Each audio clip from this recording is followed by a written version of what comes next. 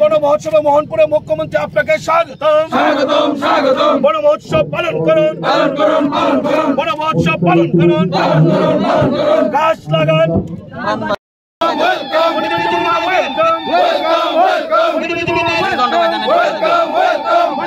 স্বাগতম স্বাগতম স্বাগতম স্বাগতম স্বাগতম স্বাগতম স্বাগতম মণিপঞ্চবর্মা স্বাগতম স্বাগতম স্বাগতম রতননাথ স্বাগতম স্বাগতম স্বাগতম মণিকা ওয়েলকাম ওয়েলকাম ওয়েলকাম মণিপঞ্চবর্মা ওয়েলকাম ওয়েলকাম ওয়েলকাম মণিকা লামসগো মণিকা লামসগো মণিপঞ্চবর্মা লামসগো মণিকা লামসগো Monica welcome welcome Monica welcome welcome welcome Monica welcome welcome welcome Rotanath welcome welcome welcome welcome welcome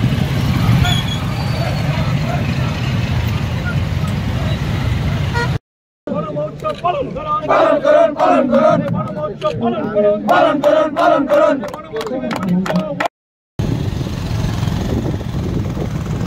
দেখো বাইক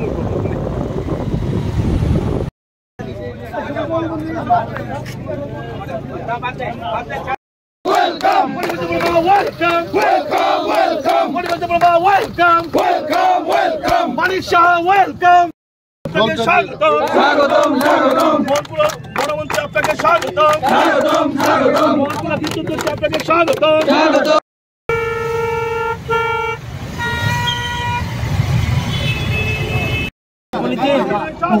স্বাগতম স্বাগতম ঠিক আছে ঠিক আছে স্বাগতম স্বাগতম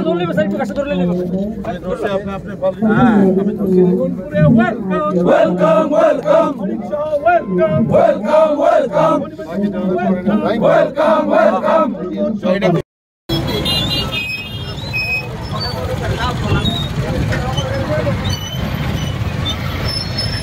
এই বিপুল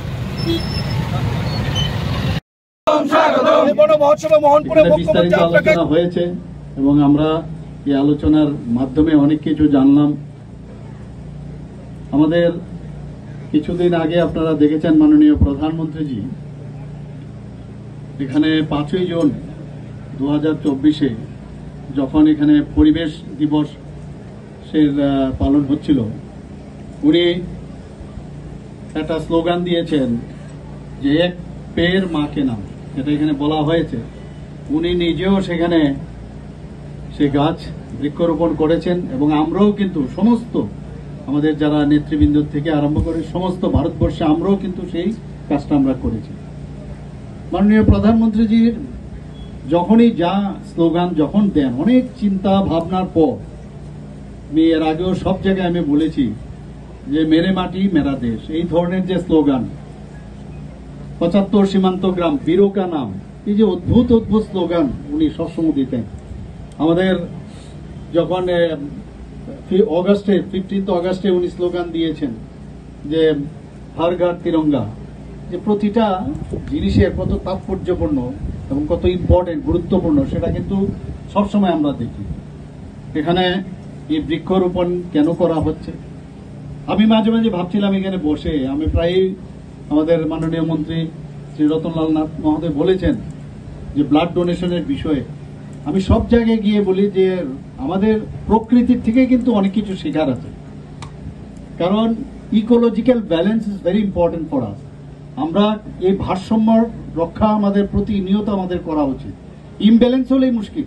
একটা বাইসাইকেল চালাতে গেলে এই ব্যালেন্স করে যদি আপনি বাইসাইকেল চালাতে পারেন নিজের জীবন যুদ্ধেও, তাহলে কিন্তু সাইকেল চালাতে পারবেন, আদারওয়াইজ আপনি কিন্তু অ্যাক্সিডেন্ট হয়ে যাবে, পড়ে যাবে না। তো এদের থেকে অনেক কিছু শেখার আছে, রক্তের কোনো ধর্ম হয় না।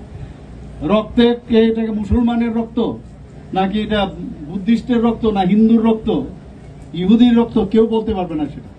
এখানেও আমরা যদি গাছকে আমরা দেখি, এই গাছ এটা কি হিন্দুর গাছ না মুসলমানের গাছ না এটা কি ট্রাইবেল গাছ না এটা নন ট্রাইবেল গাছ, এরকম না। মানে এইগুলোর প্রকৃতির থেকেও কিন্তু আমাদের অনেক শিক্ষার আছে, যে আমরা মানুষ এবং প্রকৃতির প্রতিটা জিনিস ওদের থেকে কিন্তু আমাদের শেখা উচিত। এবং এই বৃক্ষরোপণে আমার মনে আছে কিছুদিন আগে আমাদের এখানে আমাদের প্রভারী আছেন, উনি একদিন এসেছিলেন, কথায় কথায় বলছিলেন, দিল্লির থেকে এসে বলছিলেন যে हम लोगों से 10 साल ज्यादा जियोगे। আমি বললাম কেন? বলে দিল্লির যে অবস্থা আমাদের মনে হচ্ছে এখানে বেশি দিন, এত পলিউশন ওখানে, মানে সেই তুলনায় ওনারা এখানে এসে মনে হচ্ছে যে পিওর অক্সিজেন যাকে বলে সেই অক্সিজেন ত্রিপুরাতে এসে এত আমাদের চারিদিকে গাছপালা দেখে ওরা অভিভূত, সবাই ভালোবাসে।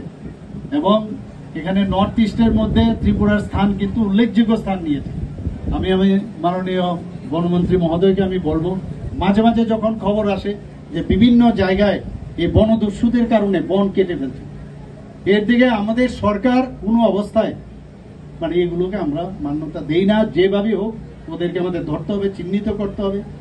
এখানে ফরেস্টের অফিসারগণ আছেন, আমি বলছি ওনাদেরকে এটাকে কোনো অবস্থায় কিন্তু আমরা সেটাকে মেনে নেব না। এখানে বিস্তারিত